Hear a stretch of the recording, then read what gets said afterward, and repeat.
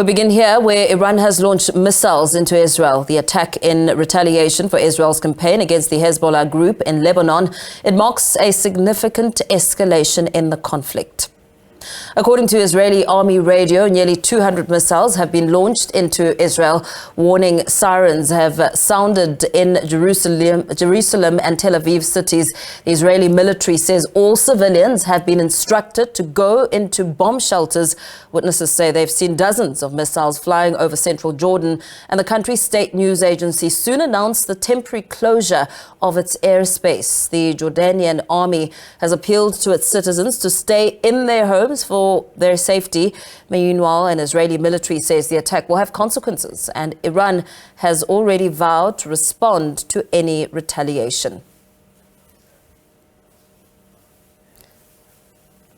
Let's bring in international news editor for SABC, Sophie Mokoena, who joins us for a discussion.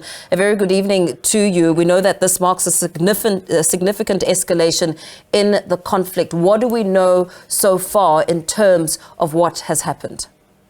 Well, clearly Iran was targeting their military targets, and it was able to hit some of those military targets. They were not targeting civilians.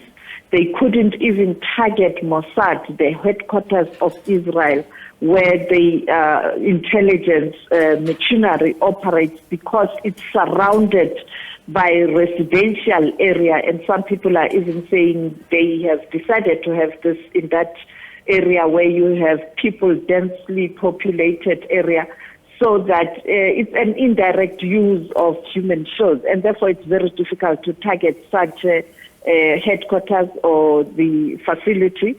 And also we know that the President of the United States of America has announced that they will support Israel in its self-defense. In fact, they were in the Situation Room with the Vice President Kamala Harris, and they were talking to the defense personnel, high-ranking military personnel of Israel, of America. We don't know whether America is going to join this action, but earlier on we are told that the Navy destroyer of the United States of America assisted the Israel capability in terms of intercepting those missiles. As you pointed out, 200 missiles were launched in the direction of Israel. We also know that President Joe Biden will soon make a statement where, after perhaps interacting or speaking to Israel, will give clarity in terms of the impact of this attack. We know that Iran has indicated that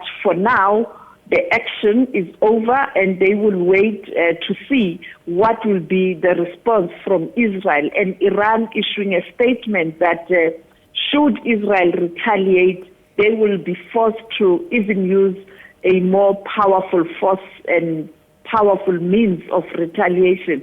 Israel, on the other hand, says they will not watch this happening, and also that they are planning to retaliate tonight. And therefore, we don't know whether these are just statements that will be followed by action, or it is just a way of indicating the position they take, both Israel and Iran. But I think we'll get a better clarity in terms of the impact tomorrow morning. Yeah, because in terms of impact of the attack, I mean, that is still information that we'll need to really just get a better sense of. But a short while ago, we saw the Israeli military spokesperson, as you're speaking about repercussions, on television reacting to what the country is calling the serious attack on Israel by Iran today. And there's been a pledge that this attack will have consequences.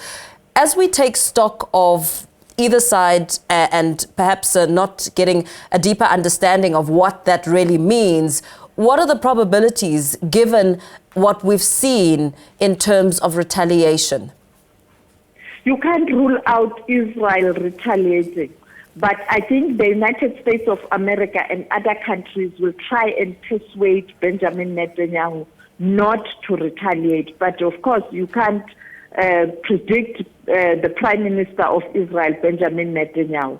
On the other hand, you'll have those countries who are friends to Iran asking Iran to pull back. And as I indicated, Iran has already issued a statement that they are done for now and they'll be watching Israel. On the other hand, you have a situation where Israel is saying we are going to hit back. And therefore, that's why there's still tension in the Middle East, fearing that Israel will retaliate and Iran will again retaliate. That's the challenge right now. And behind the scenes, the leaders of the world are communicating with both countries to try and persuade them to cease fire. And I think only in the morning we'll get clarity in terms of where to from here. We saw even the Secretary General of the United Nations, Antonio Guterres, doing the same, pleading with both countries to cease fire. We saw the DG of the World Health Organization, Dr. Tedros Ghebreyesus, doing the same.